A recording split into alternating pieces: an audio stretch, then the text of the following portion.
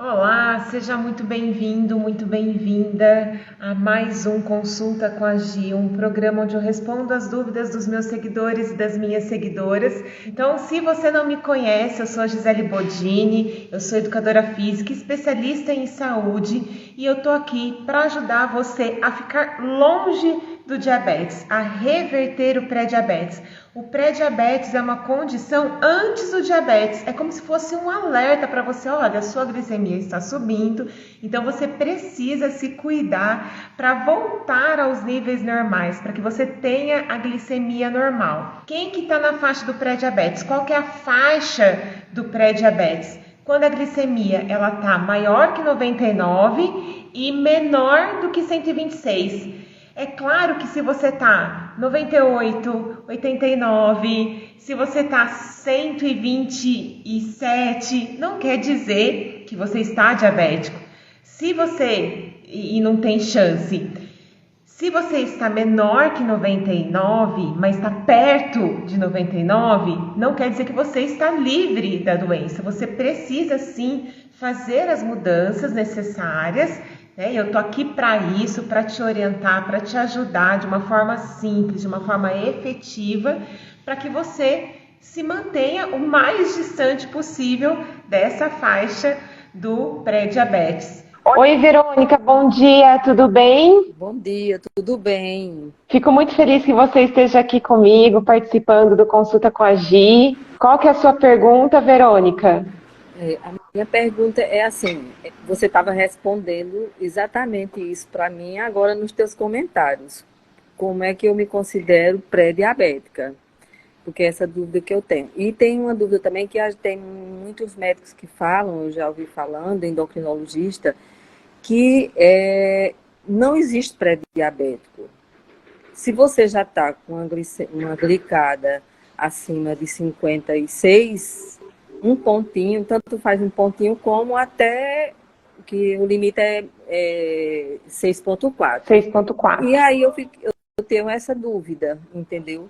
E aí a gente fica sem saber se é pré-diabética, se é diabética, e a minha dúvida é essa. Quanto que está o seu exame? Qual foi o seu último exame? Qual foi o A minha resultado? glicada, ela fica de 5,7, 5, já chegou até a 6. Mas isso eu já reverti e ela fica entre 5,6, 5,7 ou 5,8, certo? Uhum.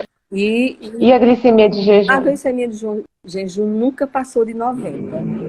Nunca passou de 90, certo? Quando você faz o exame de Sim, laboratório. É o que eu estava falando, né, Verônica?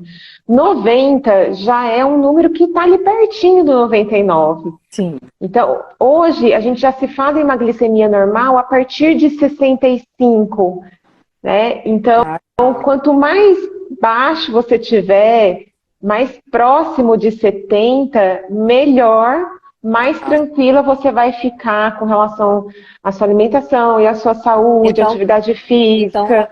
então o que eu tenho que eu não tenho que ficar pensando em 90, eu já tenho que pensar em 70.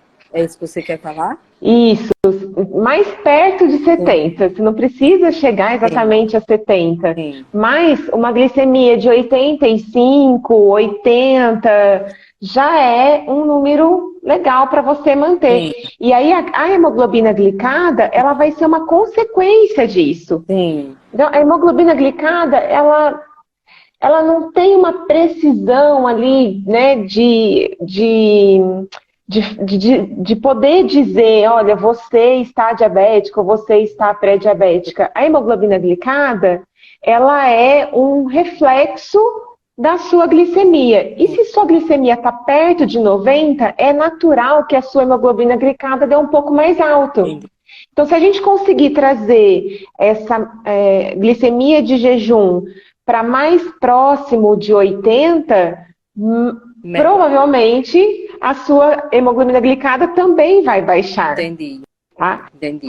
Agora, essa questão, existe pré-diabetes, não existe pré-diabetes? O pré-diabetes, esse conceito, ele foi criado para alertar as pessoas antes que ela chegue lá na doença diabetes, onde você já tem um comprometimento do seu pâncreas, onde o seu pâncreas já está entrando em falência. Existe a possibilidade de você fazer uma reversão antes que o problema se agrave, antes que se torne uma coisa irreversível. Entendi. Por isso foi criado o termo pré-diabetes, essa faixa do pré-diabetes, como se fosse um alerta. Olha, mais do que depressa você precisa tomar medidas para que você não se torne diabético, que não fique dependente de insulina, de remédio ou de um cardápio muito restritivo de dieta. Entendi. Então, se você está nessa faixa, 90, 5,7 e 5,6, ainda está dentro do normal, mas você precisa baixar para você ficar ainda mais longe do diabetes. Entendi. Então, sim, você precisa fazer mudanças aí na sua rotina, e que são mudanças muito mais simples do que se imagina. Mas é claro que são detalhes que muito facilmente a gente se distrai e volta para os velhos hábitos, não é mesmo? Verdade. E o que a maioria das pessoas tenta fazer, que acaba piorando o quadro? Acaba tentando controlar a glicemia, fazendo corte de carboidrato, fazendo muito exercício, está sedentário e de repente sai fazer caminhada todos os dias. E isso vai, na verdade, criar um problema, atrapalhar, dificultar ainda mais esse resultado da glicemia normal. Entendi. O que acontece? Quando a gente fica se privando muito no café da manhã e no almoço, ou muito preocupado até, o que pode, o que não pode comer, vai chegando no final do dia, além de ficar com fome por conta da restrição, você também já está com a mente mais sobrecarregada de pensamentos e preocupações, e isso faz com que você não consiga pensar mais direito. E aí a gente acaba chutando balde mesmo, porque a gente vai perdendo a consciência. Imagina que outro dia eu fui para Brasília com meu esposo, e a gente chegando lá, a gente foi conhecer o hotel que a gente estava, e tinha um pier, onde paravam os barcos, lá na beira do lago, o lago que foi construído lá em Brasília. E aí eu cheguei perto do lago, e eu olhei para o fundo do lago, estava calma a água, e eu conseguia enxergar todos os peixinhos lá no fundo. Achei bem interessante. E aí no dia seguinte, eu falei, eu vou de novo lá no pier para observar aqueles peixinhos, quem sabe consigo tirar algumas fotos, mostrar para os meus meninos, né? Eu tenho 2 filhos, o Heitor e o Martim, 7 e 10 anos. E eu falei, vou mostrar para eles, né, os peixinhos aqui do lago. Só que eu cheguei lá no dia seguinte, o lago não estava mais calmo como no dia anterior. Estava agitado, estava ventando, e adivinha, eu não consegui ver os peixes, porque o mar estava agitado, o lago. E é assim que acontece na nossa mente também. Quando a nossa mente está agitada, a gente está com muitos pensamentos, está turbulento, a gente não consegue ter clareza, a gente não consegue enxergar as coisas, e a gente acaba agindo muito por impulso. Justamente porque você não consegue ter uma ordem de pensamentos, fica tudo bagunçado, assim como o lago lá, com muito vento, né, ficou turbulento, eu não consegui enxergar os peixes. E o que a gente precisa? A gente precisa de calma, de tranquilidade, para que a gente consiga tomar as decisões, o que eu vou comer, o que é melhor para mim. E então, qual que seria a solução para isso? Ao invés de você tentar se privar nas primeiras refeições, é nas primeiras refeições que você precisa comer mais carboidrato, que você precisa de mais energia, que você precisa de refeições mais completas, para que chegue no final do dia, você não esteja com fome e muito menos preocupada do que vai comer e quanto vai comer. Você naturalmente vai chegar no final do dia com menos fome e com mais tranquilidade. Você vai, por consequência, comer menos e comer de forma mais consciente, porque você está mais tranquila, seus pensamentos estão mais tranquilos, você consegue escolher melhor os alimentos. Você não sai chutando balde, comendo qualquer coisa. E aí, mais importante do que o que você come, se é mamão, se é pera, se é manga, se é arroz, se é macarrão, se é proteína, mais importante do que o que você come é como você come. Então é o seguinte, existem as frutas e os alimentos de alto índice glicêmico e de baixo índice glicêmico, médio e baixo. O que significa isso? Que uma fruta de alto índice glicêmico, quando você comer, ela vai fazer a digestão muito rápido e vai dar um pico de açúcar no seu sangue. Por isso que se fala para evitar os alimentos de alto índice glicêmico. Mas existe um segredo aí que eu vou contar para você agora, Verônica, só para você.